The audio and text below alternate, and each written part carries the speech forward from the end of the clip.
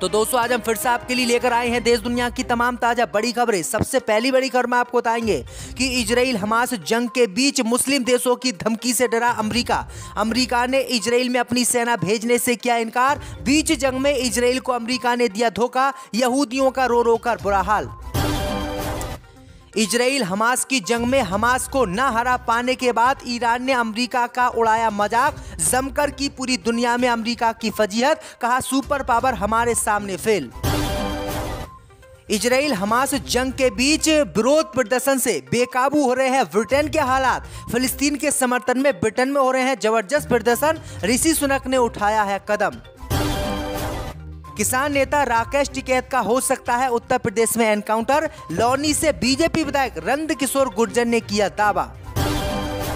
आजम खान के जेल जाने के बाद अब आजम खान की जौहर यूनिवर्सिटी पर कब्जा करेगी योगी सरकार, जल्द लेगी एक्शन। इजराइल हमास युद्ध में इजराइल को जंग में हराने के लिए लश्कर तैयबा ने हमास से किया गठबंधन। हमले का बनाया खौफनाक प्लान। इजराइल अमेरिका के छूट गए पसीने। तो दोस्तों सभी खबरों को आपको एक एक कर बताने वाले हैं। वीडियो को लाइक कर चैनल को सब्सक्राइब कर दें। इसी बीच पर तो दोस्तों अगली खबर की ओर तो इजराइल हमास युद्ध के बीच अमेरिका को लगा झटका। मुस्लिम देशों के विरोध के बाद अमेरिका ने इजराइल में अपनी सेना भेजने से किया इनकार। बीच जंग में इजराइल को दिया धोखा। दोस्तों आपको बता दें कि इजराइल और हमास की जंग इस समय जारी है। इस जंग में इजराइल और हमास आमने सामने हैं। वहीं अमेरिका इजराइल का लगातार साथ दे रहा है। इस बीच खबर सामने निकल कर आई दोस्तों कि मुस्लिम देशों के विरोध के बाद अब अमेरिका भी इजराइल का साथ छोड़ने लगा है। ताजा खबर सामने निकल कर आई दोस्तों कि अमेरिका ने इजराइल में अपनी सेना नहीं भेजने का फैसला किया है। दरअसल आपको बता दें कि अमेरिका ने बीते दिनों ऐलान किया था कि हमास के लड़ाकों को खत्म करने के लिए इजराइल की सेना के साथ अमेरिका की सेना भी अभियान शुरू करेगी और अमेरिका की सेना इजराइल पहुंचकर गाजा पट्टी पर हमला करेगी। लेकिन मुस्लिम देशों ने इसका विरोध किया, जिसके बाद अमेरिका ने अब सेना नहीं भेजने का फैसला लिया है और अमेरिका की उपराष्ट्रपति कमला हैरिस ने इसकी जानकारी दी है। वहीं अमेरिका के इस फैसले से इजराइल को बड़ा झटका लगा है और इजराइल को बीच जंग में ही अमेरिका ने छोड़ दिया है, धोखा दिया है। इसी बीच पर तो दोस्तों अगली खबर की ओर तो इजराइल हमास की जंग में फेल हुआ अमेरिका, तो ईरान ने जमकर उड़ाया मजाक। कहा जो अमेरिका ने बोया वही काट रहा है। दोस्तों आपको बता दें कि इजराइल पर 7 अक्टूबर को हमास के हमले के बाद जो बाइडेन लगातार इजराइल की मदद कर रहे हैं, लेकिन इजराइल की मदद करने के बाद भी अमेरिका हमास का कुछ नहीं बिगाड़ पाया और उसके खिलाफ अभी तक कोई कार्रवाई ठोस रूप से नहीं हुई है। इसी मामले को लेकर अब मुस्लिम देश ईरान ने जमकर अमेरिका का मजाक उड़ाया है।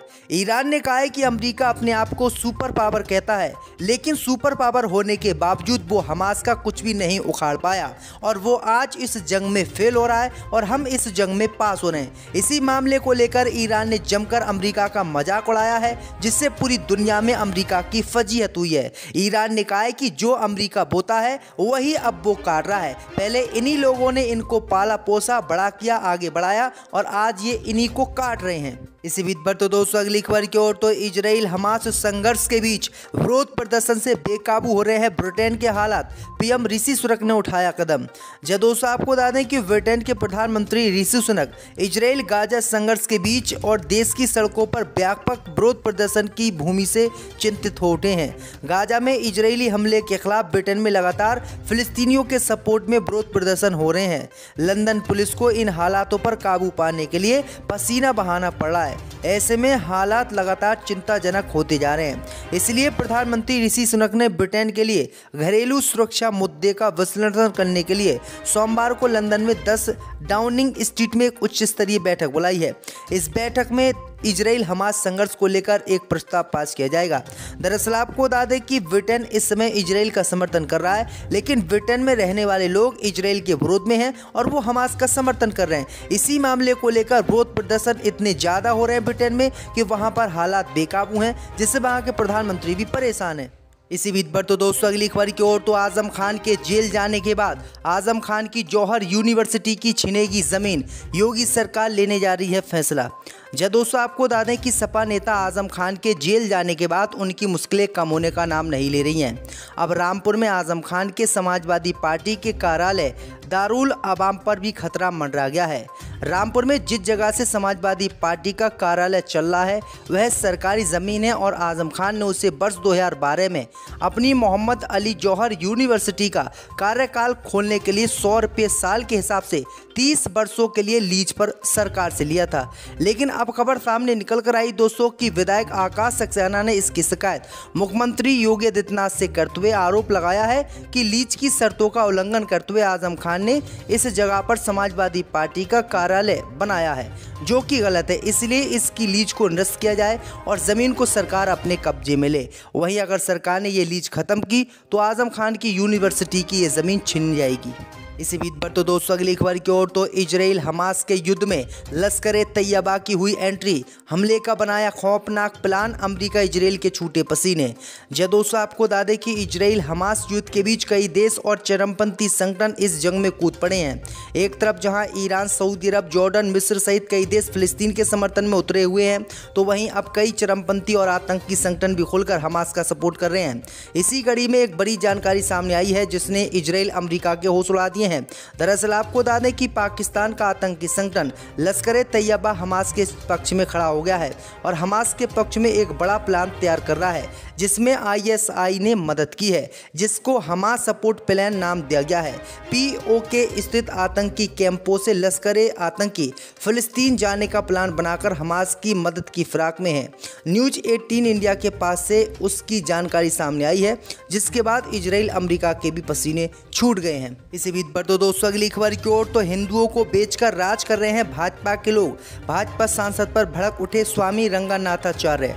दोस्तों आपको बता दें कि उत्तर प्रदेश सहित पूरे देश में लोकसभा के चुनाव होने हैं और इन्हीं चुनावों को लेकर भाजपा के लोग लगातार वोट मांग रहे हैं।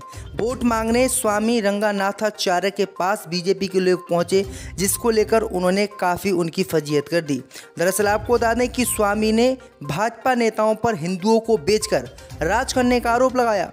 उन्होंने कहा कि पहले बीजेपी वाले हिंदुओं के नाम पर वोट मांगते हैं, हिंदुओं को बेचते हैं, उसके बाद वो देश में राज करते हैं और जब ये जीत जाते हैं तब उनकी बिल्कुल नहीं सुनते हैं।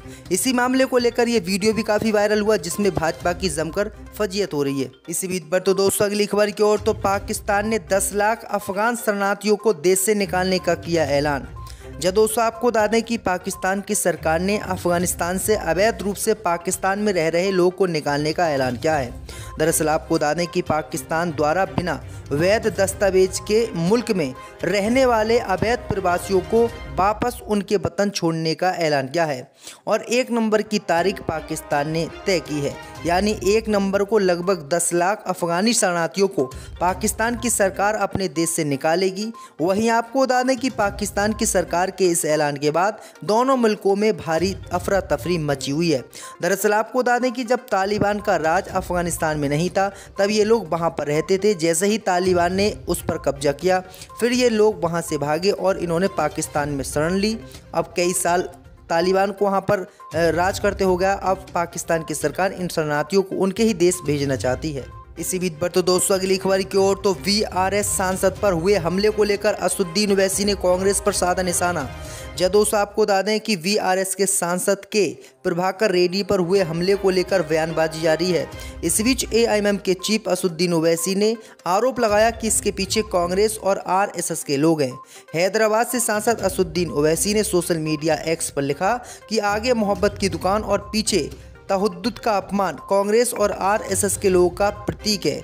उन्होंने कहा है कि प्रभाकर रेड्डी को पहले कांग्रेस और आरएसएस के लोगों ने धमकाया, उसके बाद ये हमला उन पर किया गया है। तो ये बड़ी अपडेट आई दोस्तों कि असदुद्दीन ओवैसी ने इस हमले के पीछे कांग्रेस और आरएसएस का हाथ बताया है। इसी बीच पर तो दोस्तों अगली खबर की ओर तो किसान नेता राकेश टिकैत का होगा एनकाउंटर, बीजेपी विधायक ने किया ऐलान। दोस्तों आपको बता दें कि उत्तर प्रदेश के बागपत पहुंचे भारतीय जनता पार्टी के लौनी विधायक नंद किशोर गुर्जर ने किसान नेता राकेश टिकैत पर एनकाउंटर कराने का आरोप लगाया है। राकेश टिकैत पर जुबानी हमला बोलते हुए उन्होंने कहा कि किसान आंदोलन के दौरान राकेश टिकैत किसानों के बीच नहीं होते तो उनका एनकाउंटर होता। वहीं राकेश टिकैत ने उनके इस बयान पर चिंता जताई है। लौनी के भाजपा के लौनी से विधायक नंद किशोर गुर्जर ने कृषि बलों को लेकर राकेश टिकैत पर तीखी टिप्पणी की है। उन्होंने कहा कि किसान टिकैत को काले अध्याय के रूप में याद करेंगे। आगे उन्होंने कहा कि कृषि बिल अगर आ जाते और ये देश में लागू हो जाते तो इससे किसानों का बहुत फायदा होता।